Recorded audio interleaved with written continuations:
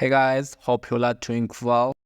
In this kitty session, we are going to see what is interactive client in Blue Prism. So, Blue Prism interactive client is an application used to interact with Blue Prism processes and the Blue Prism environment.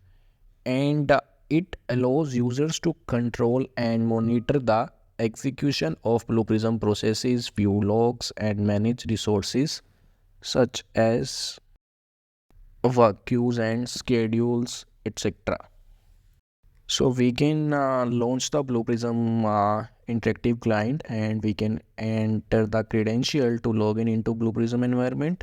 Then we can navigate to processes, and we can select the process which we want to interact, and we can start the process. We can initiate the execution of the selected process. We can monitor the execution of the process. We can check the logs of the process.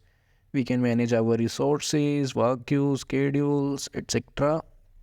And after once we done we with our task, we can log out from the Blue Prism interactive client to secure our session. So in simple words, if I say interactive client, it is the client or the user interface with the help of which we can interact with the Blue Prism processes, Blue Prism resources, Blue Prism schedules and all. So thanks for watching this video guys. Do comment your doubts and queries if any. Bye bye.